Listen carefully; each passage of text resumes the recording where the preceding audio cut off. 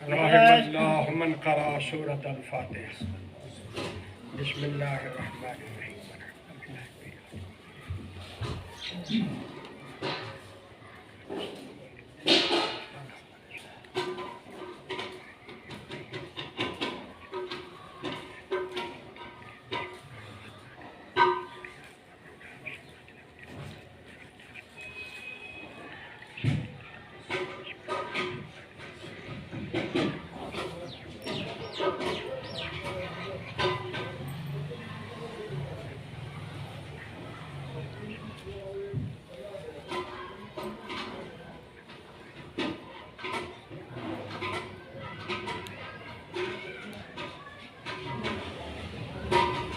اور محمد وآل محمد صلوات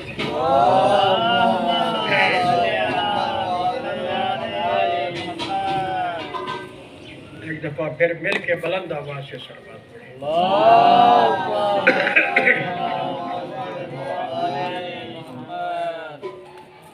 اعوذ باللہ من الشیطان الرجیم بسم اللہ الرحمن الرحیم الحمد للہ العلیم الخبیر الذی لیس له شریک ولا مثیل ولا نظیر الذی لا ند له ولا حد له ولا مثل له ولا مثیل له وهو السمیع البصیر والصلاة والسلام علی النبی الامی المکی المدنی الابتہی التہامی السید البہی السراج المضیء الکوکب الدری صاحب الوقار والسکینہ والمدفون بأرض المدینہ العبد المعید الرسول المسدد المصطفى الامجد المحمود الاحمد حبیب الہ العالمین ابی القاسم محمد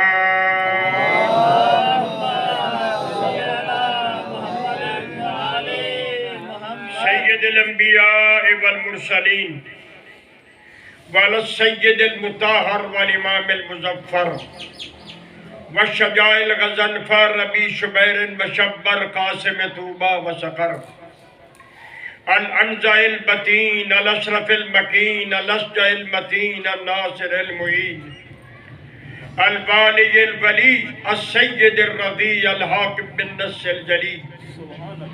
المدفون بأرض الغریب اسد اللہ الغالب غالب علی کل غالب و مطلوب کل طالب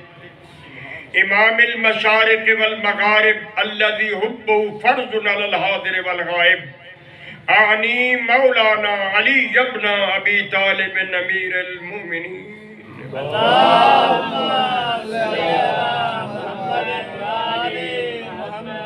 وآلہ الطیبین الطاہرین المعصومین القائدین الغر المیامین المحجلین الذین عذب اللہ عنہم الرجس وطہرہم تطہیرا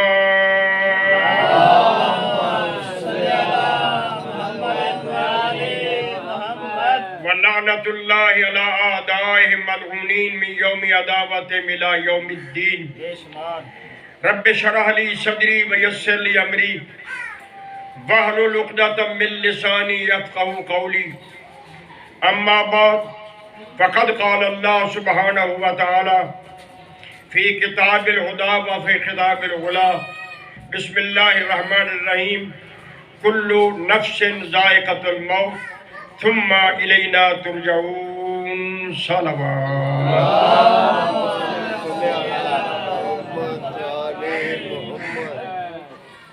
خداوند کریم اس عزیز مرحوم قاسم رضا کو اپنے مولا کے قدموں میں جگہ عطا فرمائے اور شفاعت اہل بیت سے اللہ انہیں منور و مشرف فرمائے اور ان کے گھر والوں کی یہ سائی جو ایصال ثواب کے لیے مجلس کی شکل میں منعقد ہو رہی ہے اللہ اسے قبولیت کا شرف فرماتے ہوئے مرحوم کو ان کے درجات میں بلندی عطا فرمائے اور ہم سب کی عبادت درود پڑھنا ہے مجلس پڑھنا ہے سننا ہے اس کو عظیم عبادت میں شمار فرماتے ہوئے مرحوم کے درجات کی بلندی کا باعث بنائے اور اللہ ہمارے گناہوں کو معاف کرتے ہوئے ہماری عاقبت بھی خیر فرمائے. ایک دفعہ مل کے بلند آواز سے صلوات پڑھیں.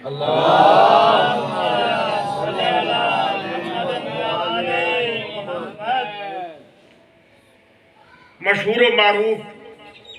قرآن مجید کی اس آیت کی تلاوت کا شرف حاصل کیا جو تقریباً ہر مسلمان کو یاد ہے. جب کبھی کوئی موت کا ذکر سنتا ہے تو بے ساختہ کہتا ہے کلو نفس ذائقہ الموت، ہر نفس نے ذائقہ موت چکھا. یہ لفظ 3 دفعہ قرآن میں آئے ہیں، کلو نفس ذائقہ الموت. 3 دفعہ یہ آیت ان الفاظ کے ساتھ، مختلف اور الفاظ بھی ہیں لیکن ان الفاظ کے ساتھ اللہ نے 3 دفعہ مقدس قرآن میں ذکر فرما کے حضرت انسان کو یقین دلانے کی کوشش کیا. انسان جس دنیا میں تو دل لگا کے بیٹھا ہے،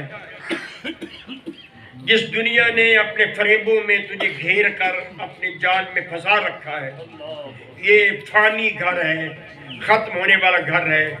ان قریب تمہیں یہ گھر چھوڑ کر اس خالق مالک کی بارگاہ میں جانا ہے جو عادل بھی ہے، رحم بھی کرنے والا ہے، کریم بھی ہے، رحمان بھی ہے، رحیم ہے اور جبار و قہار. اسی لیے قرآن میں فرمایا فَمَن يَعْمَلْ مِثْقَالَ ذَرَّةٍ خَيْرٍ يَرَهُ. اگر تم نے ذرہ بھر نیکی کی ہوگی نا، میں اللہ تمہاری نیکی کو ضائع نہیں کروں گا. معمولی سی نیکی کی ہے، رستے میں کوئی کانٹا اٹھا لیا ہے، کسی بزرگ کا ہاتھ پکڑ کے اس کو سڑک پار کرا دی ہے، کسی نے آواز دی تو جی کہہ کے جواب دیا ہے، معمولی سی نیکی کی. اللہ کہتا ہے میں اسے بھی ضائع نہیں کروں گا، تمہارے سامنے پیش کر دوں گا، یہ تم نے نیکی کی تھی. سبحان اللہ، اللہ اکبر. وَمَن يَعْمَلْ مِثْقَالَ ذَرَّةٍ شَرًّا يَرَهُ. اور اس کے مقابلے میں اگر ذرا بھر بھی شرارت کی ہوگی، غلط کام کیا ہوگا، مجھے اللہ کی نافرمانی کے مرتکب ہوئے ہوگے، وہ بھی میں تمہارے سامنے پیش کر دوں. اس کا معنی ہے کہ ہماری زندگی کا ہر لمحہ، ہر گھڑی اللہ کے پاس احاطہ تحریر میں، تصویروں کی شکل میں، فلم کی شکل میں بن رہی ہے. جیسا کہ خود قرآن میں اللہ فرماتا ہے نَحْنُ نَكْتُبُ مَا قَدَّمُوا وَآثَارَهُمْ وَكُلَّ شَيْءٍ أَحْصَيْنَاهُ فِي إِمَامٍ مُبِينٍ. جو کچھ تم آگے بھیج رہے ہو، اچھا یا برا، جو کچھ بھیج رہے ہم اسے لکھ رہے ہیں. فقط اس عمل کو نہیں لکھتے، اس عمل کے جو اثرات مرتب ہوتے ہیں ہم ان آثار کو بھی لکھتے ہیں. اس عمل کا کوئی فائدہ ہوتا ہے وہ بھی لکھ لیتے ہیں، اس عمل سے کسی کا نقصان ہوتا ہے وہ بھی لکھ لیتے ہیں. اور ہم نے یہ تمام چیزوں کو علم اپنے اس امام کے سینے میں ودیت کر دیا ہے جس کو میں اللہ نے امام مبین کا لقب عطا فرمایا. سبحان اللہ، سبحان اللہ. بہت یقینی ہے. ہماری یہ دنیا کے کروفر، یہ گاڑیاں، یہ کاریں، یہ کوٹھیاں، یہ مکان، یہ دنیا کی سہولتیں، موسم گرما کو سردی میں بدل لینا، سردی کو گرمی میں بدل لینا. آج سردی ہے تو ہیٹر چل رہے ہیں، محسوس ہی پتہ ہی نہیں سردی ہے کہ نہیں. گرمی آئے تو اے سی چل رہے ہیں، معلوم نہیں باہر گرمی ہے کہ نہیں. انسانی اپنی سہولت کے لیے تمام سامان اللہ کی دی ہوئی نعمتوں سے حاصل کیے. ان میں سے کوئی سامان بھی تمہیں نہ موت سے بچا سکتا ہے نہ بچا سکے. اس لیے کہ اللہ نے سورہ مبارکہ جمعہ میں فرمایا قُلْ إِنَّ الْمَوْتَ الَّذِي تَفِرُّونَ مِنْهُ فَإِنَّهُ مُلَاقِيكُمْ. اے میرے محبوب، ان تمام انسانوں کو مجھے اللہ کا پیغام پہنچا دو کہ وہ موت جس سے تم ڈر کے بھاگتے ہو، جتنا بھاگو گے اتنا موت کے قریب جاؤ گے، جتنا فرار کرو گے فَإِنَّهُ مُلَاقِيكُمْ، کہ تمہارے پاس موت آ کے رہے گی. يُدْرِكُكُمُ الْمَوْتُ وَلَوْ كُنْتُمْ فِي بُرُوجٍ مُشَيَّدَةٍ. مضبوط ترین پناہگاہوں میں چھپ جاؤ، پناہیں لے لو، اپنے آپ کو محفوظ سمجھو، موت وہاں بھی تمہیں تلاش کر لے. يُدْرِكُكُمُ الْمَوْتُ تمہیں وہاں درک کر لے گی، پکڑ لے گی. اور جب یہ موت آئے گی تو پھر کوئی طاقت اس پنجہ موت سے تمہیں آزاد نہ کرتا۔ اور پھر زندگی کے جتنی اعمال کیے ہیں، جو کچھ بھی کیا ہے، اچھا ہے یا برا، نیت نیک رہی ہے یا بد، کسی کو فائدہ پہنچانے کا سوچتے رہے یا دا لگا کے اس کو دا وہ لگانے کی تدبیریں کرتے رہے، سب کچھ تمہارے سامنے پیش کرتے ہیں۔ مجھے روایت کی یاد آ رہی ہے مولا امیر المومنین حضرت علی ابن ابی طالب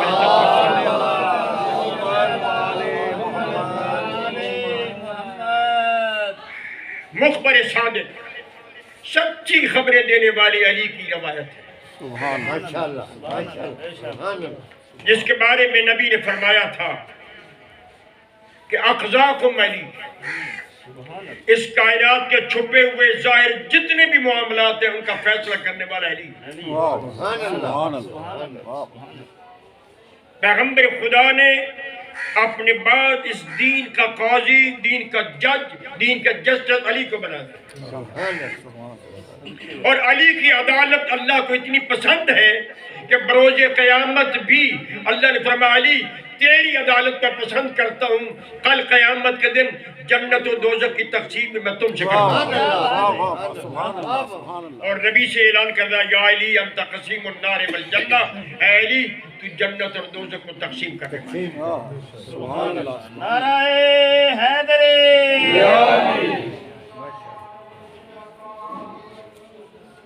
مولا فرماتے اوحی اللہ تعالی علی موسیٰ ابن عمران، مولا امیر روایت کرتے ہیں کہ اللہ نے جناب موسیٰ علیہ السلام پر وحی نازل فرمائی، فرمایا یا موسیٰ احفظ اربعۃ اشیاء، چار میری باتیں یاد رکھنا۔ حضرت موسیٰ علیہ السلام پر اللہ نے وحی نازل فرمائی، روایت کر رہے ہیں مولا علی وحی نازل ہوئی جناب موسیٰ علیہ السلام پر، اللہ فرما رہا ہے موسیٰ میری یہ چار باتیں یاد رکھنا، خود بھی یاد رکھنا اور اپنی امت کے ہر فرد تک بھی یہ باتیں پہنچا دیں۔ میں چاہوں گا کہ آپ توجہ فرما لیں، کوئی لمبا چوڑا پروگرام تو ہے نہیں، مقصد تو مرحوم کو ثواب پہنچانا ہے، اپنے آپ کو موت کے لیے آمادہ کرنا ہے۔ مرنے والے کے موت کے بعد ہمیں آل محمد یہی درس دیا ہے کہ جب کوئی مر جائے نا تو میں کوئی ساتھ چھوڑ کے اللہ کی بارگاہ میں چلا جائے، اس کا ذکر تھوڑا کرو، ہم آل محمد کا ذکر زیادہ کرو، تاکہ تمہاری راہ وہ صراط مستقیم رہے جس کے تم ہر روز 10 دفعہ دعا مانگتے ہو، اہدنا الصراط المستقیم، خالق مالک مجھے صراط مستقیم کی ہدایت پا۔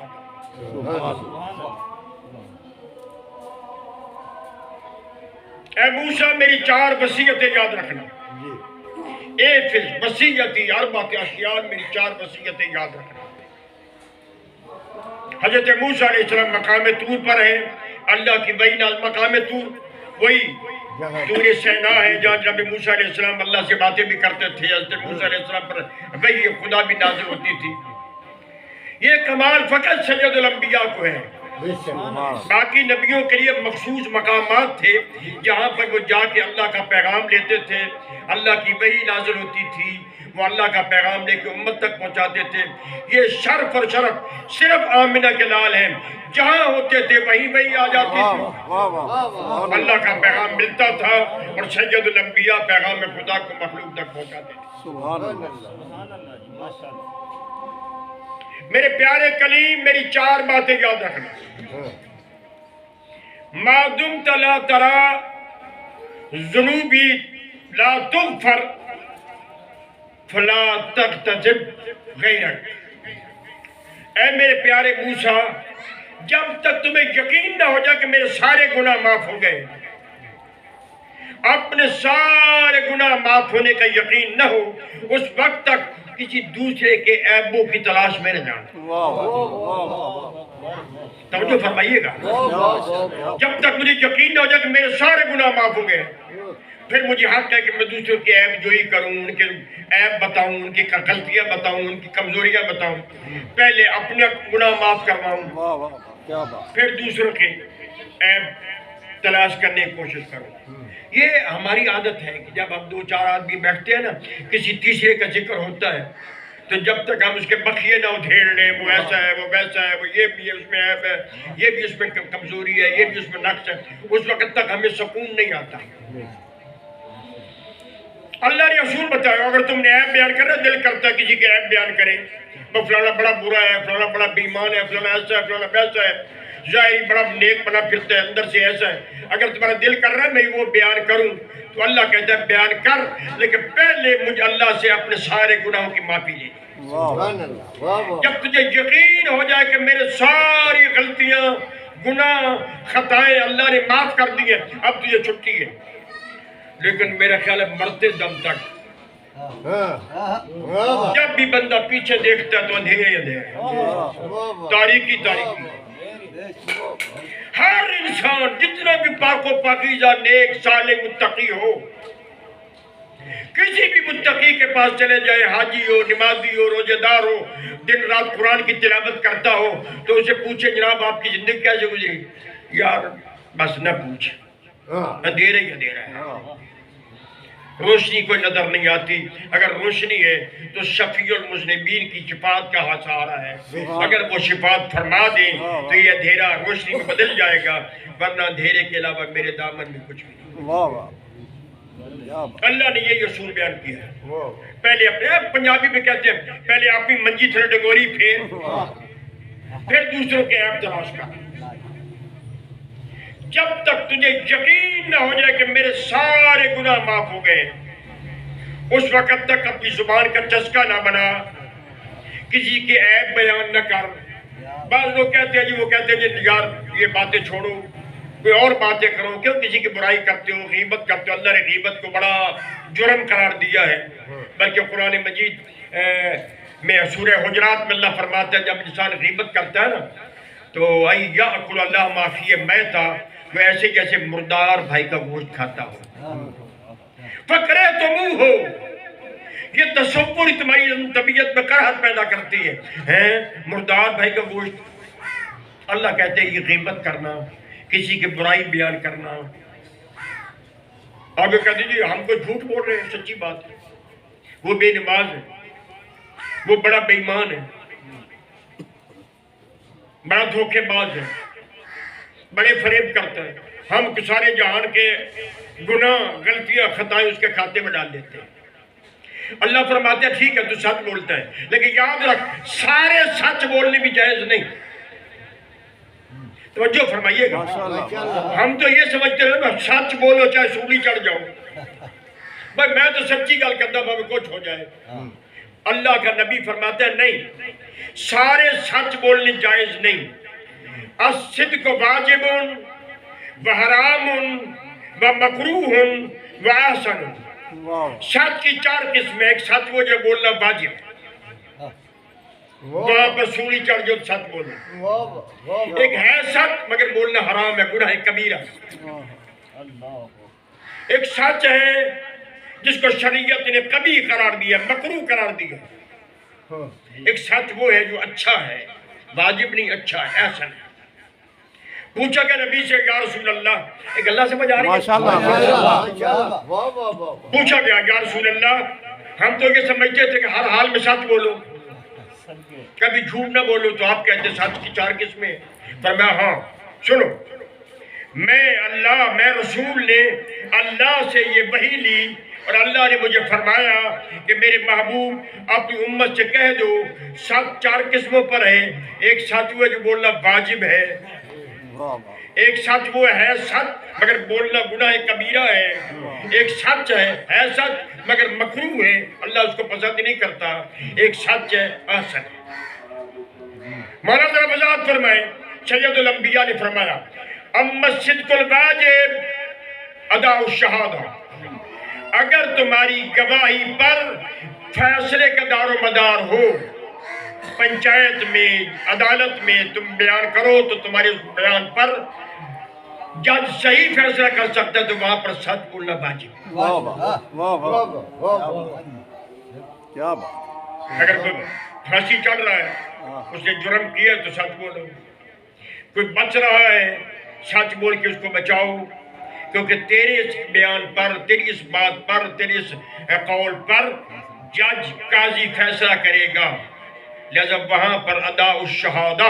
گواہی کے مقام پر سچ بولنا واجب ہے۔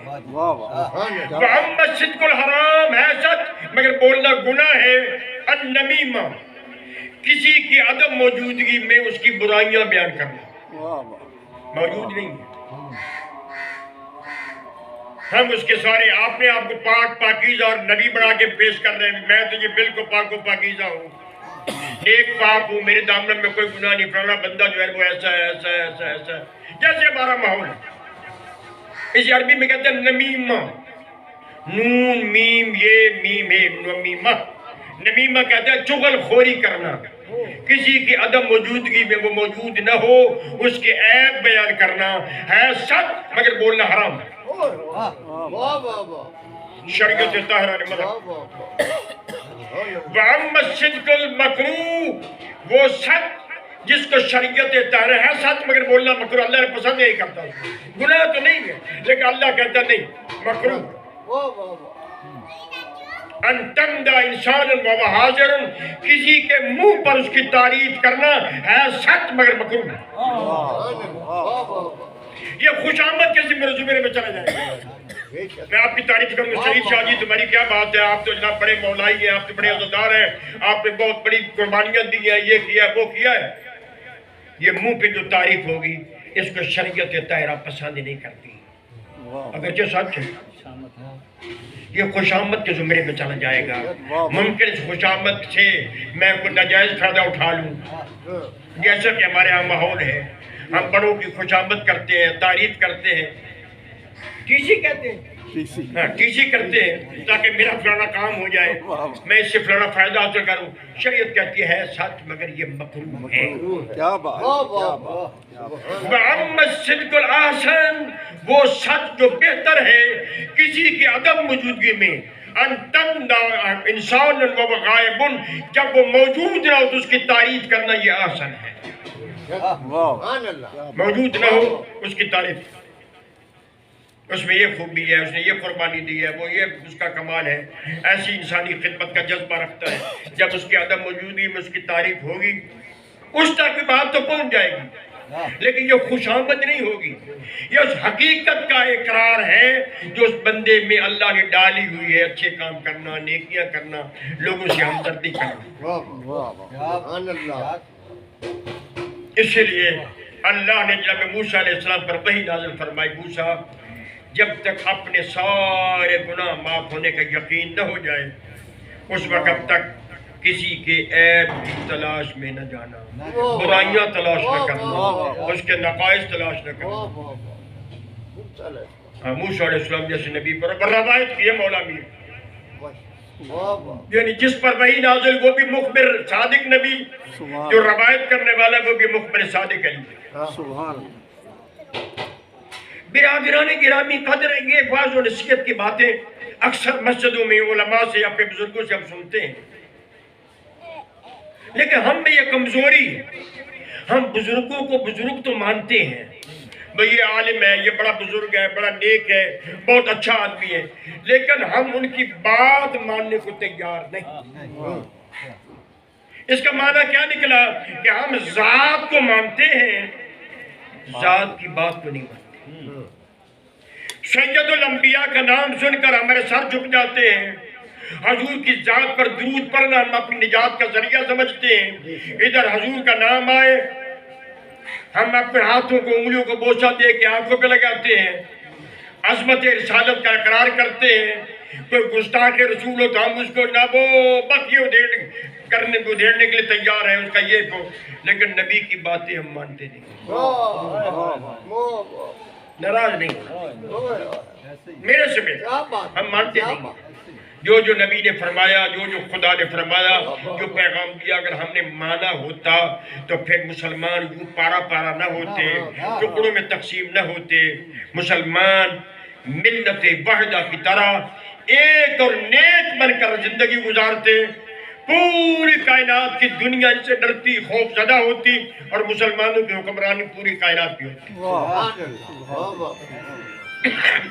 یہ بات سچی ہے کہ سید الانبیاء کے مقابلے میں کوئی نبی نہیں ہے.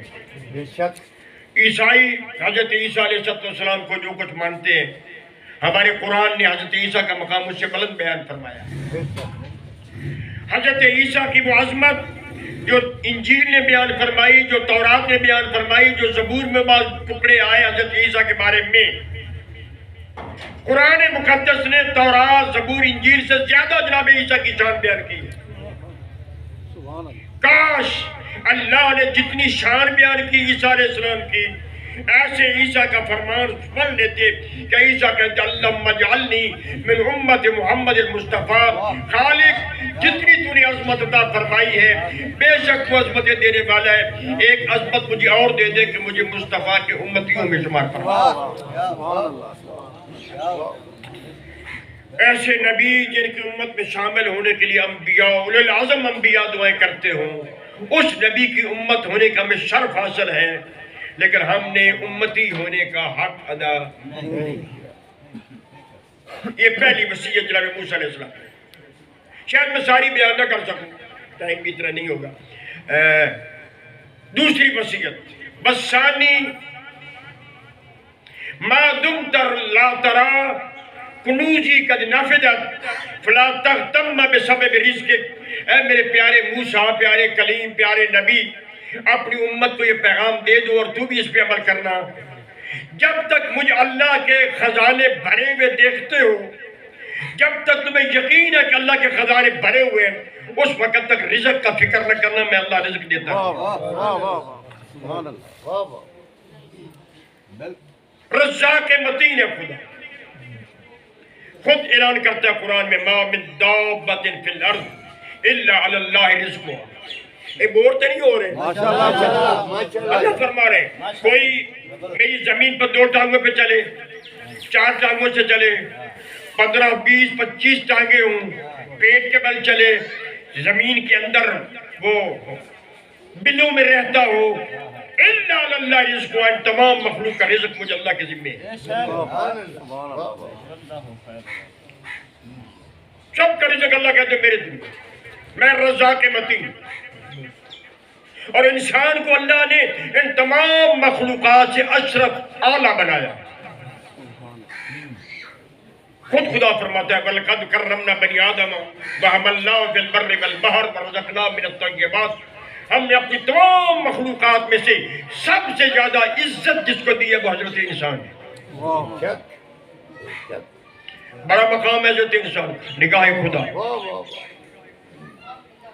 کتنا انسان تو اتنی عظمت والا ہے، حتیٰ کہ وہ معصوم فرشتے جن سے گناہ کا تصور بھی نہیں ہو سکتا، وہ فرشتے بھی مرتبے کے لحاظ سے انسان سے کم ہے. انسان مرتبے کے لحاظ سے فرشتوں سے اونچا ہے، غلط ہے.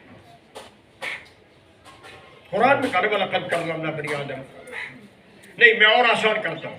اللہ نے قرآن میں 4 قسمیں کھائی ہیں حضرت انسان کی عظمت کو بیان کرنے کے لیے.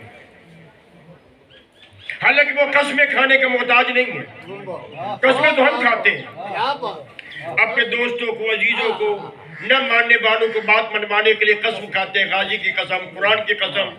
مولا کی قسم. قسمیں تو ہم کھاتے ہیں، لیکن قسمیں نہ کھانے والا خدا 4 قسمیں کھاتا ہے.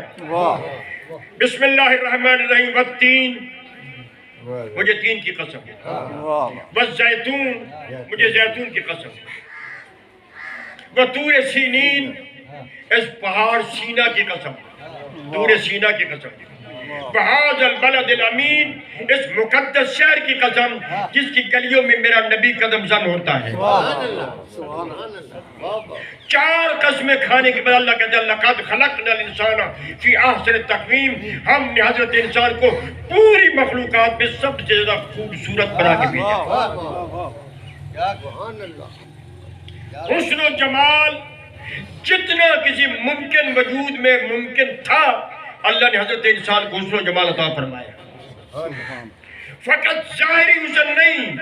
ہر انسان کے اندر اللہ نے اتنی صلاحیتیں عطا فرمائی، اتنے کمالات ہمارے اندر رکھ دیے. اگر ہم صلاحیتوں کو بروئے کرتے کہ ہم پیدا ہوئے تو جاہل تھے، یہ بات میرے خیال میں عرض کر چکا ہوں۔ قرآن کہتا ہے جب تم پیدا ہوئے تھے واللہ اخرجکم من بطون امہاتکم لا تعلمون شیئا، اور یاد کر لو اس ٹائم کو جب تو پیدا ہوا تھا تو جاہل مطلق کچھ نہیں جانتا تھا، نہ ماں کو جان پہچانتا تھا، نہ باپ کو، نہ دوست کو، نہ دشمن کو، نہ اپنے کو، نہ پرائے، کچھ بھی نہیں جانتا تھا۔ اللہ نے قرآن میں کہا، میری بات نہیں ہے، قرآن کہتا ہے ماشاءاللہ لا تعلمون شیئا، تم کچھ بھی نہیں جانتے تھے، ثم جعلکم السمع والابصار والافئدہ لعلکم تشکرون، تو جاہل مطلق تھا، کچھ نہیں جانتا تھا، میں اللہ نے تجھے سننے کی طاقت دی، دیکھنے کی صلاحیت دی، دل و دماغ میں سوچنے سمجھنے کی صلاحیت عطا فرمائی، کیوں؟ لعلکم تشکرون، تاکہ میری نعمتیں پانے کے بعد تم میرا شکر گزار ہو۔ واہ واہ سبحان اللہ ہوتا تو بچہ انسان لوچڑی ہے نا، اور کچھ بھی نہیں، اس کو نہ ماں کا پتہ ہے، یہ نہیں پتہ میرا رزق کہاں ہے، میری خوراک کہاں ہے۔ پرائے کی پہچان تو دور کی بات ہے، ماں باپ کو پہچان، دوست و دشمن کی پہچان، یہ تو لمبی بات ہے، وہ تو ماں تک کو نہیں پہچانتا۔ ماں جب کلیجے سے لگاتی ہے اور اسے غذا کا سامان پیدا کر، پھر پتہ چلتا ہے کہ میرا غذا کا مرکز یہ ہے۔ واہ اللہ کہتا ہے اس لوچڑے کے اندر میں نے قوت سماعت رکھ دی، سننے کی طاقت، والابصار دیکھنے کی صلاحیت رکھی، اگلی بات کہتے ہیں والافئدہ، اور دل و دماغ دیا سوچنے سمجھنے کے لیے، لعلکم تشکرون، یہ صلاحیتیں اس لیے دی ہیں تاکہ تو مغرور نہ ہو جائے، متکبر نہ ہو جائے، تیری گردن میں سریے فٹ نہ ہو جائیں، یہ نعمتیں پانے کے بعد تو میرا شکر گزار بن جائے۔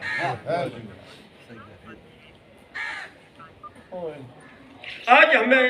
بہت سارے شکوے بھی ہوتے ہیں، جی بڑی محنت کرتے ہیں، دن رات کوشش کرتے ہیں، سارا گھر کا ٹبر کام کرتا ہے لیکن پوری نہیں پڑتی، مہنگائی اتنی ہے، ہمارے گھر کے افراد اتنے زیادہ ہیں کہ وہ رزق پورا نہیں ہوتا، بڑی مشکل سے گزارا کرتے ہیں، بس اوقات قرض لینا پڑتا ہے۔ اللہ نے بڑا آسان نسخہ عطا فرمایا ہے، تو ادھر ادھر اپنے رزق کی کمی کی شکایت نہ کر، جو کچھ میں اللہ نے دیا تھوڑا یا زیادہ، اس تھوڑے پر میرا شکریہ ادا کر، لئن شکرتم لازیدنکم، اگر تم اس تھوڑے پر میرا شکریہ ادا کرتا رہے گا میں اتنا تجھے عطا کروں گا کہ پھر کائنات میں میری ذات کے علاوہ تو کسی کا محتاج نہیں ہے۔ قرآن کی بات ہے، لئن شکرتم، اگر شکریہ ادا کرو، لازیدنکم، ازیدنہ یہ تاکید کا جملہ ہے، میں یقیناً تمہارے رزق میں تمہاری نعمتوں میں اتنا اضافہ کروں گا کہ میری ذات کے علاوہ تو کسی کا محتاج نہیں ہے۔ جب تک موسیٰ، جب تک تجھے یقین ہے کہ مجھے اللہ کے خزانے بھرے ہوئے ہیں، فلا تک تم میں سبب رزق، اس وقت تک رزق کا فکر نہ کرنا، میں اللہ رزق دیتا رہوں گا۔ اصل میں بات یہ ہے کہ ہمارا وہ اللہ پر وہ بھروسہ نہیں رہا، سچی بات ہے، جو اللہ پر توکل ہونا چاہیے وہ نہیں۔ خود خدا فرماتے ہیں وَمَن يَتَّقِ اللَّهَ يَجْعَلْ لَهُ مَخْرَجًا وَيَرْزُقْهُ مِنْ حَيْثُ لَا يَحْتَسِبُ وَمَن يَتَوَكَّلْ عَلَى اللَّهِ فَهُوَ حَسْبُهُ إِنَّ اللَّهَ بَالِغُ أَمْرِهِ قَدْ جَعَلَ اللَّهُ لِكُلِّ شَيْءٍ قَدْرًا، جو میرے غضب سے بھی ناراضگی سے ڈرتا رہے، اللہ کی ناراضگی سے ڈرتا۔ اللہ سے ڈرنے کا مطلب یہ نہیں ہے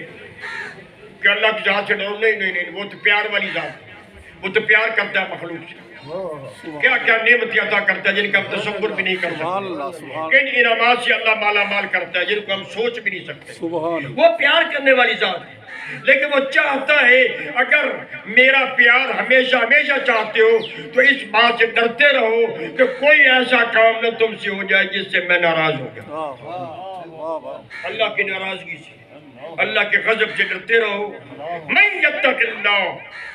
جو بندہ بھی مجھ اللہ کے غضب سے بھی ناراضگی سے ڈرے گا، یجعل لہ مخرجا ویرزقہ من حیث لا یحتسب، میں اللہ تمہارے لیے رزق کے اتنے دروازے کھول دوں گا تمہیں گمان بھی نہیں ہوگا جہاں سے میں تمہیں رزق عطا کروں۔ ان وعد اللہ حق، آپ کے میرے وعدے میں گڑبڑ ہو سکتی ہے، آپ مجھ سے وعدہ لیتے میں کہتا اچھا جی میں کروں گا، ممکن میں نہ کر سکوں یا میری بات میں نیت ہی پھر جائے، ایسا ہوتا ہے۔ اللہ تو کہتا ہے نہیں، جو میں وعدہ کرتا ہوں سچا اور حق ہوتا ہے۔ میں کہتا ہوں رزق میں دوں گا، وہاں سے رزق دوں گا جہاں تو سوچ بھی نہیں سکتا، واہ واہ اس دروازے سے دوں گا۔ سورہ آراف میں اللہ نے فرمایا وَلَوْ أَنَّ أَهْلَ الْقُرَىٰ آمَنُوا وَاتَّقَوْا، اگر یہ بستیوں میں رہنے والے یہ لوگ، قرآن قریہ کی جمع ہے، قریہ میری بستی، آبادی جہاں پر ہماری 2 4 10 گھر ہوتے ہوں یا کوئی گاؤں بن جائے یا شہر بن جائے، اللہ فرما رہا ہے سورہ آراف میں لو ان اہل القرى آمنوا واتقوا، اگر بستیوں والے ایمان لے آتے جیسا میں اللہ چاہتا تھا ویسے مومن بن جاتے اور میرے غضب سے ڈرتے رہتے، لفتحنا علیہم برکات من السماء والارض، پھر ہم ان کے لیے زمین و آسمان کی برکتوں کے دروازے کھول دیتے۔ سبحان اللہ سبحان اللہ، کیا برکتیں ہی برکتیں ہوتی ہیں، رحمتیں ہی رحمتیں ہوتی ہیں، مجھے اللہ کے خزانے ان کے لیے کھلے ہوتے ہیں، کن کے لیے جو صاحبان ایمان ہیں واتقوا، اور میرے اللہ کے غضب سے ڈرتے ہیں۔ پھر سورہ نحل میں اللہ فرماتے، بس میں سمیٹتا ہوں اپنی باتوں کو، یہ بڑی لمبی چوڑی باتیں ہو جائیں گی، میں سمیٹتا ہوں آپ کی زحمت کو۔ ضرب اللہ مثل قریۃ کانت آمنۃ مطمئنہ، اللہ فرماتے ہیں یہ بستیاں جو جن میں تم رہ رہے ہو نا، اور آج اس مسئلے پر توجہ فرمائیں گے آپ، آج ہر انسان پریشان ہے، ایک کرونے نے مسئلہ اقتصادیہ تباہ کر دیا، ہر ملک چیخ رہا ہے، اقتصادی طور پر مالی طور پر ہم بڑے کمزور ہوتے جا رہے ہیں، قرضوں کا بوجھ چڑھ رہا ہے، پر انسان اپنے کرتوتوں کی وجہ سے اتنا خوف زدہ، کام اس کے اپنے اتنا خوف زدہ ہے، بھائی کو بھائی سے ڈر ہے، پڑوسی کو پڑوسی کا خوف ہے، ایک فرقہ دوسرے فرقے والے سے ڈرتا ہے، ایک خاندان والے دوسرے خاندان سے ڈرتے ہیں، ایک ملک دوسرے ملک سے خوف زدہ ہے۔ اللہ سورہ نحل میں فرما رہا ہے ایک وقت تھا کانت آمنۃ مطمئنہ، جب تم بستیوں والے مطمئن بھی تھے، امن میں بھی تھے، کوئی خوف نہیں تھا، کوئی ڈر نہیں تھا، اطمینان اور امن کی زندگی گزار رہے تھے۔ فَكَفَرَتْ بِأَنْعُمِ اللَّهِ، تم نے میری نعمتوں کا کفران کیا، میری نعمتوں کی توہین کی، میری نعمتوں کو ٹھکرا، اللہ فرما رہا قرآن میں فَكَفَرَتْ بِأَنْعُمِ اللَّهِ، تم نے اللہ کی نعمتوں کو ٹھکرایا، فَذَاقَ اللَّهُ لِبَاسَ الْجُوعِ وَالْخَوْفِ، اس جرم میں اللہ تمہیں 2 سزا دی، ایک بھوک کی سزا، ایک خوف کی سزا۔ آج یہ گلوبل یعنی پوری دنیا کا مسئلہ جو اس گھر میں بیٹھ کے ہم ڈسکس کر رہے ہیں کہ انسان بھوک اور خوف کے درمیان پھنسا ہوا ہے، بڑی بڑی بھاری تنخواہیں لینے والے روتے ہیں، یہ بنتا کچھ نہیں، ہماری ضروریات ہی پوری نہیں ہوتی۔ غریب کی تو بات کیا ہے، اس بیچارے ہم رونے ہی رونے ہیں۔ اصل بات یہ ہے غریب ہے یا امیر، نہ ہمارے اندر تقوی ہے، نہ ہمارے اندر وہ توکل ہے جو خدا پر ہونا چاہیے، نہ اللہ کی نعمتوں کا شکریہ ادا کرتے ہیں، جیسا کہ خدا بند کریم نے فرمایا ہے کہ جب تمہیں اذا اوتیت نعمتا، جب تمہیں کوئی نعمت دی جائے یہ نہ دیکھو یہ تھوڑی، یہ پیسے تھوڑے ہیں، مجھے تو 1000 2000 کی ضرورت تھی، یہ تو 500 ہے، یہ نہ دیکھ تجھے نعمت تھوڑی ملی ہے، یہ دیکھ تجھے دینے والا کون ہے، کس کریم نے تجھے عطا کیا، تیرے اندر کیا کمال ہے کہ اللہ تجھے دیتا۔ پنجابی میں کہو تیری بوتھی چھوڑی سی جو اللہ تجھے انعامات دیتا، یہ تو اس کریم کا کرم ہے نا، جیسا بھی ہوں، کالا ہوں، کلوٹا ہوں، برا ہوں، اچھا نہیں ہوں، وہ کریم کرم کرتا ہے، وہ کہتا ہے میں نہیں دیکھتا ہوں کہ کون بندہ مجھے مانتا ہے کون نہیں مانتا، ہے تو میری مخلوق نا، میں اس وقت تک خدا خدا نہیں کہلا سکتا جب تک اپنی پوری مخلوق کو رزق واپر نہ دیتا۔ ہمارے ایمان کا تقاضا ہے کہ ہم اس ایمان پر پکے بھی ہو جائیں اور متقی بن جائیں، تقوی اختیار کریں، تو اللہ بھوک سے بھی نجات دے گا، خوف سے بھی نجات دے گا۔ خود قرآن میں نہیں فرمایا فَلْيَعْبُدْ رَبَّكُمْ، اپنے رب کی عبادت کرو، اللہ کی بارگاہ میں آ کے جھکو گے، جب اللہ کی بارگاہ میں جھکو گے تو خالق مالک تمہیں خوف سے امن دے گا اور بھوک سے تمہارا پیٹ بھر دے گا، تم کو بھوکے نہ رہو۔ آمنہم من خوف، وہ خوف سے انسان کو امن کی نعمت عطا فرمائے گا، اطعمہم من جوع، بھوک میں وہ رزق عطا کرے گا۔ تو میرے بھائی، جس طرح کہ موت مقرر اور معین ہے، موت نہیں ٹل سکتی۔ میں پوری ذمہ داری سے تمام دانا بندوں کے سامنے یہ بات کر رہا ہوں، جس طرح کہ موت ہمارے پیچھے پیچھے ہے، جب وقت مقرر ہوگا آ جائے گی۔ کوئی پتہ نہیں آج اٹھنا نصیب ہو یا نہ ہو، پتہ نہیں کل ہمارے لیے آنی ہے کہ نہیں، کوئی پتہ نہیں۔ کیونکہ تیرے میرے نبی کا یہ فرمان میں سنا چکا ہوں کہ سید الانبیاء نے فرمایا، جب تم دسترخوان میں بیٹھے روٹی کھاؤ نا اور لقمہ توڑ کے منہ میں رکھو، یقین نہ کرو یہ نیچے اترے گا۔ ہو سکتا ہے ادھر سے پیغام آ جائے، یہ لقمہ منہ میں دھرے کا دھرا رہ جائے اور تم لبیک کہتے اس بارگاہ میں حاضر ہو جاؤ۔ جب موت اتنی قریب ہے تو اللہ کے رسول فرماتے ہیں جتنی موت یقینی ہے کہ اس نے آنے ہی آنا ہے، اتنا ہی رزق بھی یقینی ہے۔ جو اللہ نے کسی کا مقدر لکھ دیا، جیسے کہ قرآن خود فرماتا ہے، میں نے قیامت تک آنے والی انسانیت کا رزق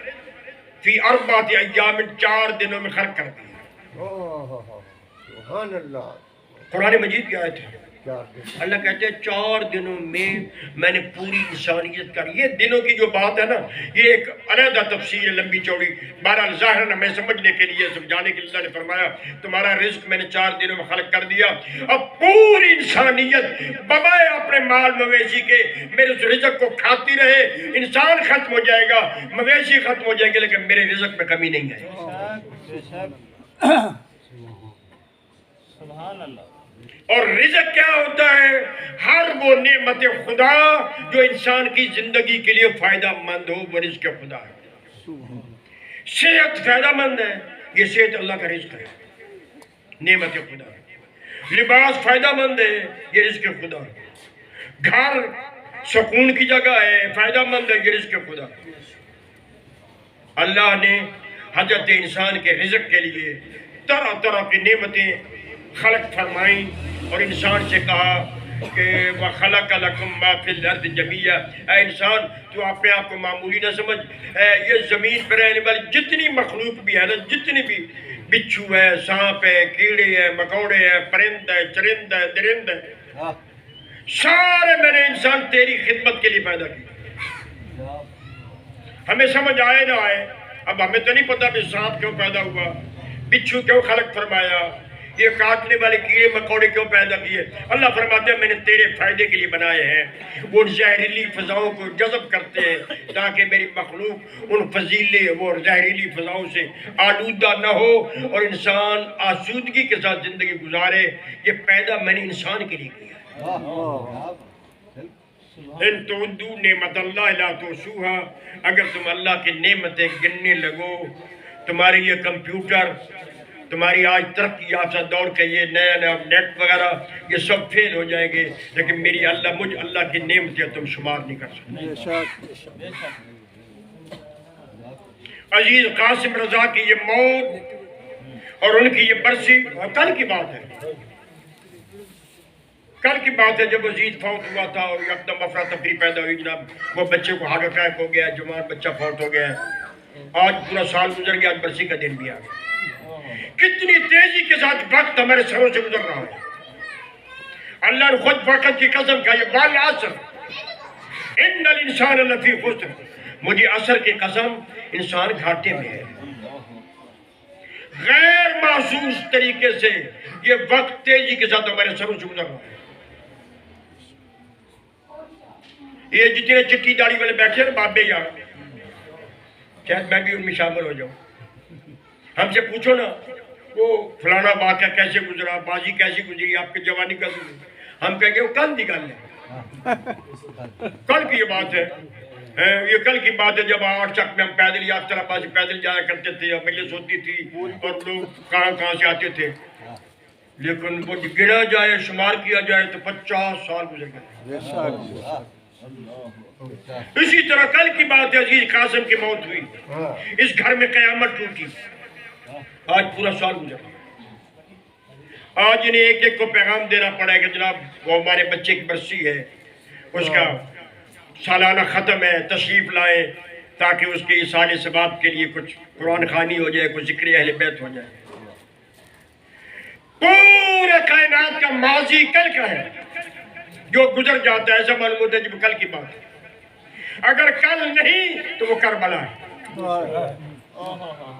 حالانکہ کربلا کو گزرے اب 15ویں صدی شروع ہو گئی، لیکن ایسا معلوم ہوتا ہے جسے کل کی بات نہیں، ابھی یہ واقعہ کربلا ہوا ہے، سیدوں کو ابھی لوٹی پڑی ہے۔ اسلام کی بقا کے لیے، دین کی بقا کے لیے سیدوں نے قربانیاں دی، وہ ماضی نہیں ہے، کربلا حال موجود ہے۔ میں اس کی مثال دے کے اپنی بات کو سمیٹتا ہوں۔ جو کچھ بھی مصائب فضائل پڑھے جاتے ہیں کربلا کے بارے میں تقریباً ہر بندہ جانتا ہے۔ حضرت اکبر علیہ السلام کی شہادت پڑھی جائے، جناب عباس علیہ السلام کی شہادت پڑھی جائے، پتہ ہے بے اب یہ بیان کریں گے حضرت عباس مشکیزہ لے کے نہر فرات پر گئے، ظالموں نے تیروں کی بساط کی، وہ پورا نقشہ ہوتا ہے مومن کے ذہن میں۔ لیکن کل کی بات نہیں، آج کی بات ہے۔ ہر آدمی سنتا ہے، وہ سنتا جو سن چکا ہے، جس کہانی کا ہر بندے کو پتہ ہے، سنتا پھر روتا بھی ہے، گریہ بھی کرتا ہے، پھر خواہش کرتا ہے کاش ہم بھی کربلا میں حسین کے ساتھ ہوتے، فنفوز فوزا عظیما، ہم اسی طرح کامیاب ہوتے جیسے حبیب ابن ملائکہ ہو۔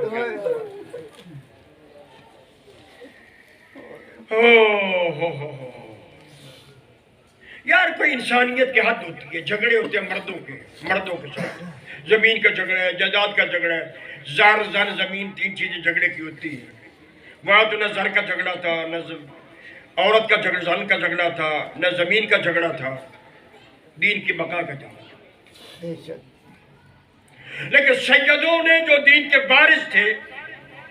ببانگے دو اعلان کیا، ہمارا گھر اجڑتا ہے تو اجڑ جائے، سب کچھ لوٹتا ہے تو لوٹ جائے، لیکن ہماری زندگی میں دین پر آنچ نہیں آنی چاہیے۔ اور میں کبھی کبھی سوچتا ہوں، اور آپ کو بھی سوچنے کی دعوت دیتا ہوں، کربلا میں جتنے شہید ہوئے تو مرد تھے،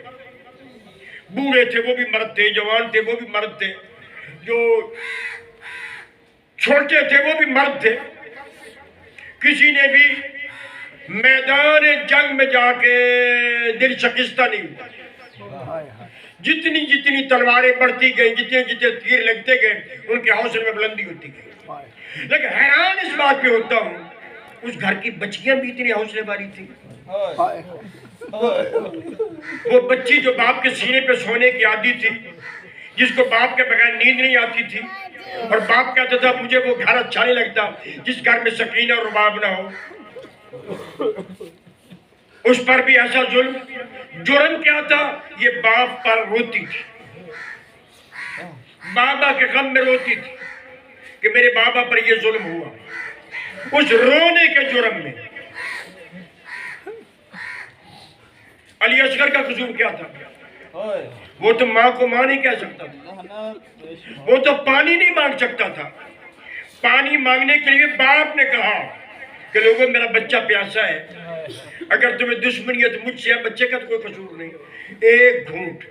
یا گھونٹ بھی زیادہ ہے، فقط انگلی تر کر کے بچے کا حلق سے لگا دو، اس کی پیاس بجھ جاتی ہے۔ لیکن ظالموں نے اس مطالبے آپ پر، پانی کے مطالبے پر ایسا سنسناتا و تیر مارا جو شہزادے کے ایک کان سے دوسرے کان تک جا پہنچا اور حسین کے بازو کو زخمی کر دیا۔ اور جب ماں نے دیکھا تو ماں نے کہا اصغر اب مصر کا تنہر، اے اصغر تیرے جیسے بیٹے بھی ذبح کیے جاتے ہیں۔ اور علی اصغر علیہ السلام کی شہادت نے سوچوں کے دھارے بدل دیے تھے۔ جب واقعہ کربلا کے بعد ان مظلوموں کے سر کے نیزہ پہ بلند ہوئے نا، حکم تھا کہ جو جو سر کا وارث ہے اس بیوی کے محمل کے ساتھ اس کے سر کو رکھا جائے۔ لعنت ہوئے۔ علی اکبر کا سر ان کی ماں لیلا کے پاس قریب بلند تھا، علی اصغر کا سر جناب رباب کے محمل کے پاس۔ یہ کتنا بڑا ظلم تھا کہ وہی مائیں جو بیٹوں کی شہادت موت برداشت کر سکتی تھی، ان کے کٹے ہوئے سر ان محملوں کے قریب رکھے گئے جو ماں تھی یا بہن تھی یا بیوی تھی ان محملوں کے ساتھ لے گئے اور جب یہ لوٹا ہوا قافلہ پہنچا نا شام یزید کو اطلاع ملی کہ کربلا کے شہیدوں کے سر آ گئے یزید نے اپنے دربار میں حکم دیا جیسے یہ قافلہ آیا نا قیدیوں کا جاؤ جا کے ان کا استقبال کرو خوشی مناؤ کہ خدا نے مجھے فتح دی ہے اور جو جتنی خوشی منائے گا میں اتنا انعام دوں گا لوگ اٹھے اس کے دربار سے بازار میں آئے محملوں کو دیکھنا شروع کیا نیزوں کو دیکھا اس کے دربار میں روم کا ایک سفیر بیٹھا تھا اس نے کہا یزید نے سفیر سے کہا سفیر تو بھی جا جب تو اپنے وطن روم جائے گا نا جا کے بتانا کہ یزید کو اللہ نے کتنی بڑی فتح دی ہے میں نے اپنے مقابلے باغی کو کس طرح سزا دی ہے اس نے کہا جی میں کیا دیکھوں گا میری زبان تو اٹالین ہے تمہاری زبان عربی ہے میرے ساتھ کوئی مترجم گائیڈ بھیج جو مجھے سمجھائے کہ یہ کیا واقعہ ہوا ہے ایک مترجم ساتھ بھیجا گیا جسے گائیڈ کہہ لو جب بازار میں آئے بھیڑ تھی بعض لکھا کہ 5 لاکھ کا مجمع تھا جو ان مظلوموں کا تماشا دیکھنے کے لیے جمع ہوئے تھے حالانکہ نبی کی حدیث ہے خبردار قیدیوں کا تماشا نہ دیکھنا اگر ہو سکے تو قیدیوں سے ہمدردی کرنا اگرچہ مجرم ہی کیوں نہ ہو پانی پینا ہے بھائی میں روٹی لا دوں تیری کوئی خدمت کروں تو گزر رہا ہے تجھے کو پھل خدمت اگر ہو سکے تو کرو ان کا تماشا نہ دیکھنا مذاق نہ اڑانا ہمارے نبی نے منع کیا تھا کلمہ پڑھنے والے اتنا ہی نبی کی اولاد کا مذاق بھی اڑایا تماشا بھی جب آیا نہیں یہ سفیر روم بازار میں میں ختم کر رہا ہوں دیکھتے دیکھتے اس کی نگاہ پڑی اس سر پر جو 6 مہینے کا تھا اور جس کے گردن سے اب بھی تھوڑا تھوڑا خون بہ رہا ہے اس سفیر نے اس مترجم سے کہا اور تم تو کہتے ہو باغی تھے ہماری باغیوں سے جنگ ہوئی ہے یہ بچے کا سر متلاتا ہے یہ تو ماں کو ماں نہیں کہہ سکتا یہ تو پانی نہیں مانگ سکتا یہ تو بول نہیں سکتا چل نہیں سکتا کیا اسے بھی جنگ کی تھی اب مترجم کا سر جھکا مترجم نے پوچھا تم کیا کہنا چاہتے ہو سفیر روم نے کہا اس معصوم کا سر بتلاتا ہے کربلا میں جنگ نہیں ظلم ہوا ہائے کاش کوئی اس بچے کا وارث ہوتا مجھے بتاتا کہ یہ معصوم بچہ کس جرم میں قتل کیا گیا جب اس نے کہا کوئی وارث ہوتا وہ 4 سال کی بچی جو بے پلانے منہ پہ بیٹھی تھی پھپھی کا کندھا ہلا کہتے پھپھی اماں اب تک آپ کے بھائیوں کی باتیں ہوتی رہی ہیں آپ خود پہ پڑھ پڑھ کے اپنے بھائیوں کی عظمت بیان کرتی رہی ہیں پھپھی اب میرے بھائی کی باری ہے مجھے اجازت دو کہ میں محمل سے اتر کے اس سفیر روم کو بتاؤں کہ میرے بھائی کا قصور کیا تھا بی بی نے فرمایا سکینہ اگر اجازت لینی مجھ سے نہ مانگ وقت کے امام سے پوچھ بہرحال وقت کے امام سے اجازت ملی یہ شہزادی اونٹ سے اتری تو میں نے کہا ہے نا اترنے والا ہمیشہ سواری سے اترنے والا ہاتھوں کا سہارا لیتا ہے تیرے بارے میں امام فرماتا ہے میرا مسلام اس معصومہ پر جس کے ہاتھ گردن کے پیچھے بندھے ہوئے تھے یہی وجہ جب اتری تو پیشانی سے بھی خون بہ رہا تھا ہاتھوں سے بھی خون بہ رہا تھا روتی آئی بندے ہوئے ہاتھوں سے اس نیزے کو سینے سے لگایا جس نیزے پر الیسر کا سر سوار پھر اس سے نیزے کو بوسہ دیا روتی آنکھوں سے سفیر روم سے کہا سفیر روم اس مظلوم کے بارے میں جو پوچھ رہے مجھ سے پوچھ وہ حیران رہ گیا 4 سالہ بچی بکھرے ہوئے بال چہرے پر تماچوں کے نشان سر میں خاک آنکھوں میں آنسو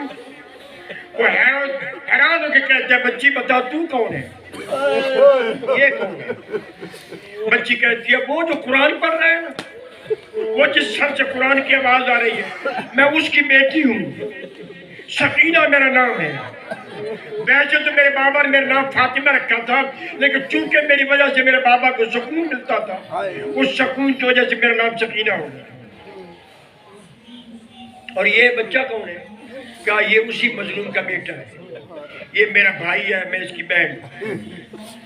اب سفیر روم نے پوچھا، اے بچی اگر یہ تیرا بھائی ہے بتا سکتی ہے تیرے بھائی نے کربلا میں کیا جرم کیا تھا، کس جرم کی بنیاد پر یہ ذبح کر دیا گیا؟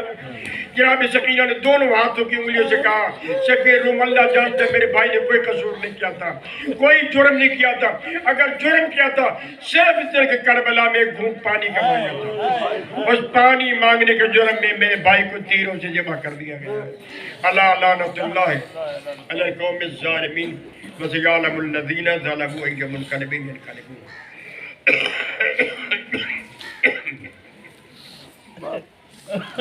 پانی پلا بر محمد وآل محمد صلی اللہ شکریہ۔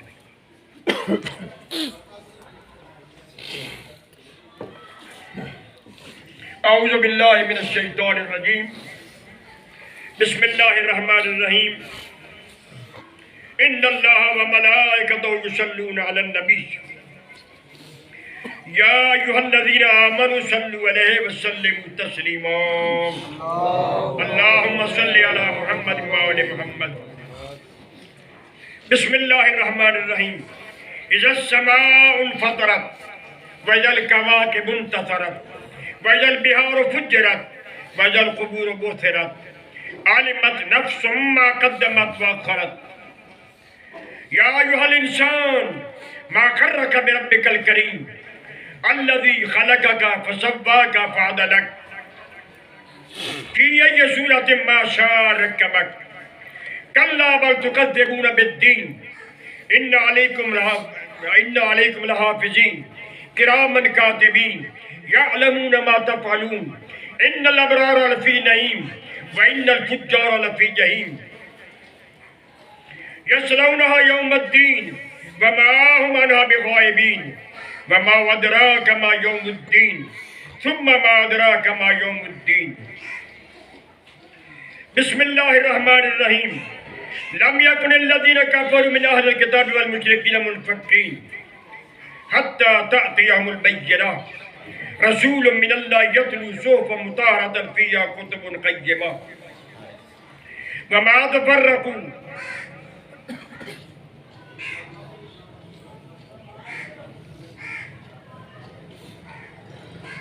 منفكين حتى تأتيهم البينة يتلو عليهم صحفا مطهرة فيها كتب قيمة وما تفرق الذين اوتوا الكتاب الا من بعد ما جاءتهم البينة وما امروا الا ليعبدوا الله مخلصين له الدين حنفاء ويقيموا الصلاة ويؤتوا الزكاة وذلك دين القيمة ان الذين كفروا من اهل الكتاب والمشركين في نار جهنم خالدين فيها اولئك هم شر البرية ان الذين آمنوا وعملوا الصالحات اولئك هم خير البرية جزاؤهم عند ربهم جنات عدن تجري من تحتها الانهار خالدين فيها ابدا رضي الله عنهم ورضوا عنه ذلك لمن خشي ربه۔ بسم اللہ الرحمن الرحیم، قل یا ایھا الکافرون لا اعبد ما تعبدون ولا انتم عابدون ما اعبد ولا انا عابد ما عبدتم ولا انتم عابدون ما اعبد لکم دینکم ولی دین۔ بسم اللہ الرحمن الرحیم، قل هو اللہ احد اللہ الصمد لم یلد ولم یولد ولم یکن له کفوا احد کذالک اللہ ربی اللہ اکبر۔ بسم اللہ الرحمن الرحیم، قل هو اللہ احد اللہ الصمد لم یلد ولم یولد ولم یکن له کفوا احد کذالک اللہ ربی اللہ اکبر۔ بسم اللہ الرحمن الرحیم، قل هو اللہ احد اللہ الصمد لم یلد ولم یولد ولم یکن له کفوا احد کذالک اللہ ربی اللہ اکبر۔ بسم اللہ الرحمن الرحیم، قل اعوذ برب الفلق من شر ما خلق ومن شر غاسق اذا وقب ومن شر النفاثات في العقد ومن شر حاسد اذا حسد بسم اللہ الرحمن الرحیم قل اعوذ برب الناس ملک الناس الہ الناس من شر الوسواس الخناس الذي يوسوس في صدور الناس من الجنة والناس بسم اللہ الرحمن الرحیم انا انزلناه في ليلة القدر وما ادراك ما ليلة القدر ليلة القدر خير من 1000 شهر تنزل الملائكة والروح فيها بإذن ربهم من كل أمر سلام هي حتى مطلع الفجر بسم الله الرحمن الرحيم الحمد لله رب العالمين الرحمن الرحيم مالك يوم الدين إياك نعبد وإياك نستعين اهدنا الصراط المستقيم صراط الذين أنعمت عليهم غير المغضوب عليهم ولا الضالين والحمد لله رب العالمين يا أيها الذين آمنوا اتقوا الله ولتنظر نفس ما قدمت لغد واتقوا الله إن الله خبير بما تعملون ولا تكونوا كالذين نسوا الله فأنساهم أنفسهم أولئك هم الفاسقون لا يستوي أصحاب النار وأصحاب الجنة أصحاب الجنة هم الفائزون لو أنزلنا هذا القرآن على جبل لرأيته خاشعا مصدعا من خشية الله وتلك الأمثال نضربها للناس لعلهم يتفكرون هو الله الذي لا إله إلا هو عالم الغيب والشهادة هو الرحمن الرحيم هو الله الذي لا إله إلا هو الملك القدوس السلام المؤمن المهيمن العزيز الجبار المتكبر سبحان الله عما يشركون هو الله الخالق البارئ المصور له الأسماء الحسنى يسبح له ما في السماوات والأرض وهو العزيز الحكيم فاذكروني أذكركم واشكروا لي ولا تكفرون يا أيها الذين آمنوا استعينوا بالصبر والصلاة إن الله مع الصابرين ولا تقولوا لمن يقتل في سبيل الله أموات بل أحياء ولكن لا تشعرون ولنبلونكم بشيء من الخوف والجوع ونقص من الأموال والأنفس والثمرات وبشر الصابرين الذين إذا أصابتهم مصيبة قالوا إنا لله وإنا إليه راجعون أولئك عليهم صلوات من ربهم ورحمة وأولئك هم المهتدون سبحان ربك رب العزة عما يصفون وسلام على المرسلين ولا سيما على سيد الأنبياء والمرسلين وآل الطيبين الطاهرين المعصومين الذين أذهب الله عنهم الرجس وطهرهم تطهيرا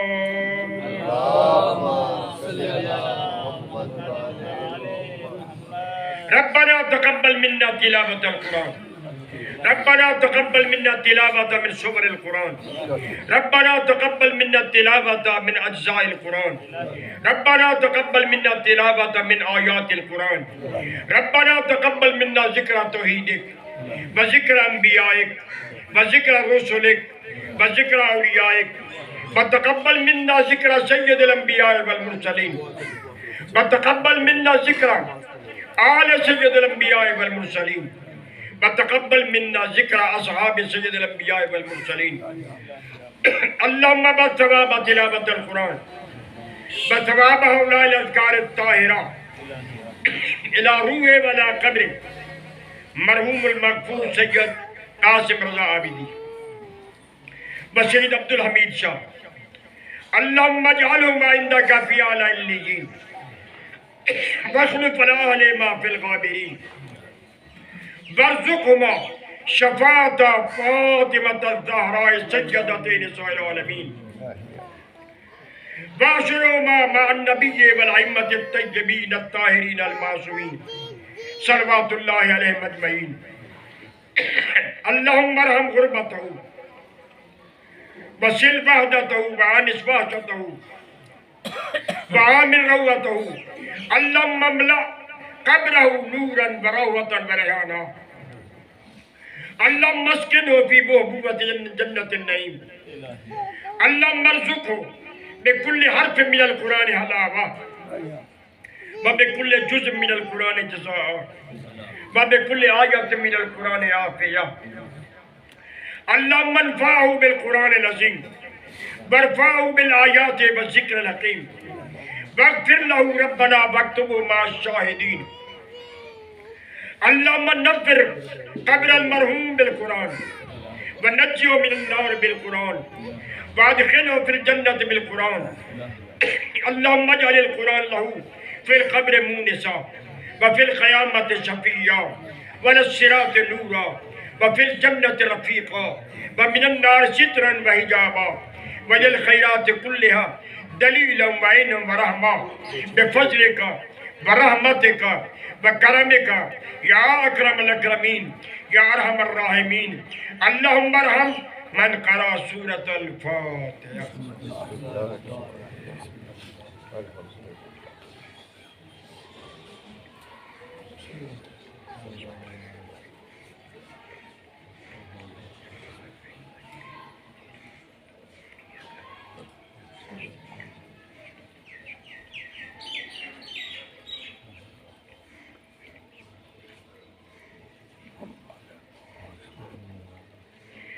اے میں کریم رحمان الرحیم ستار و غفار خالق مالک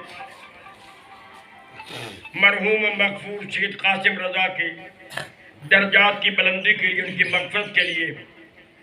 اور اس خاندان کے تمام مرحومین و مرحومات کی بخشش کے لیے ذکر محمد و آل محمد ہوا مقدس قرآن کی تلاوت ہوئی سے قبول و منظور فرمائے میرے اللہ پڑھنے والوں سے کوئی غلطی خطا ہوئی ہو قرآن اور وارثان قرآن کے صدقے ان خطاؤں کو معاف فرما اس تلاوت قرآن کو ان مرحومین کی قبر میں باعث رحمت قرار دے سایہ قرآن اور سایہ وارثان قرآن سے انہیں مشرف و مسجل فرما دے میرے اللہ تجھے تیری کریمی رحیمی کا واسطہ عزیز مرحوم کے تمام گناہان کبیرہ صغیرہ معاف فرما انہیں مظلوم کربلا کے عزاداروں میں شمار فرما دے سیدہ کائنات کے پرسداروں میں شمار فرما ساقی کوثر کے حبداروں میں شمار فرما سید الانبیاء کے اطاعت گزاروں میں ان کا شمار فرما اپنی ذات کریمی کے عبادت گزاروں میں ان کا شمار فرما میرا کریم خالق ان مرحومین کی درجات کی بلندی کے لیے 1145 مرتبہ کلام پاک 11 پارہ قرآن 17,152 مرتبہ درود پاک 316 مرتبہ سورہ ملک 3100 مرتبہ سورہ فاتحہ 72 مرتبہ سورہ رحمان 890 مرتبہ سورہ مبارکہ سورہ یاسین 2300 مرتبہ سورہ اخلاص 501 مرتبہ سورہ ملک 350 مرتبہ سورہ والناس بسم اللہ الرحمن الرحیم 1.25 لاکھ مرتبہ پہلا کلمہ 1.25 لاکھ مرتبہ تیسرا کلمہ 1.25 لاکھ مرتبہ پڑھا گیا خالق مالک اس مقدس قرآن کی تلاوت سے مرحوم کو مشرف فرمائے اس تلاوت کو اپنی بارگاہ میں قبول و منظور فرما لے تمام مرحومین و مرحومات کے درجات کی بلندی کے لیے ہمیشہ مقدس قرآن کی تلاوت کرتے رہنے کی توفیق عطا فرما ہمیں ان کے حق میں دعائیں کرتے رہنے کی توفیق عطا فرما میرے کریم خالق رحمان الرحیم مالک ہمیں نہیں معلوم کہ عزیز قاسم کے بوڑھے والدین کیسے زندگی گزار رہے ہیں تو بہتر جانتا ہے میرے اللہ انہیں صبر و سکون عطا فرما انہیں تمام دنیا کے مصائب و آلام سے محفوظ و معمول فرما مظلوم کربلا کے غم کو زیادہ زیادہ مناتے رہنے کی توفیق عطا فرما ان کے گھر پہ اپنی رحمات و برکات و فضل و کرم سے نزول فرما میرے اللہ ان چاروں بھائیوں کو اپنی امان میں محفوظ و معمول فرما مظلوم کربلا کی نظر شفقت سے انہیں مالا مال فرما ان بچوں کے سر پر ان کے والدین کا سایہ قائم و دائم فرما، اس خاندان کے بزرگوں کا سایہ ان کے سر پر قائم و دائم فرما، انہیں اپنے والدین خاندان کے بزرگوں کی فرما برداری کرتے رہنے کی توفیق عطا فرما، صحت و سلامتی عطا فرما، اپنے خزانے سے وسیع اعلی رزق عطا فرما، اپنی ذات کا محتاج نہ، کسی کمینے کا محتاج نہ ہونے دے۔ میرے اللہ تجھے تیری کریمی رحیمی کا واسطہ سید عبدالحمید شاہ صاحب کے درجات میں بلندی عطا فرما، ان کی مغفرت فرما دی، سید محمد عباس شاہ، سید مظہر علی شاہ اور باقی دیگر افراد ان سب کو صحت و سلامتی عطا فرما، انہیں سکون و اطمینان کی نعمت سے مالا مال فرما، ہم سب کی عاقبت بخیر فرما دے، انجام بخیر فرما دے، خاتمہ بالایمان فرما دے۔ میرا اللہ ہماری دعا کو قبول و منظور فرما لے اور ہمیشہ دعائیں کرتے رہنے کی توفیق عطا فرما دے۔ ربنا تقبل منا انک انت السمیع العلیم وتب علینا انک انت التواب الرحیم برحمتک یا ارحم الراحمین۔ ما شاء اللہ لا حول ولا قوة الا باللہ۔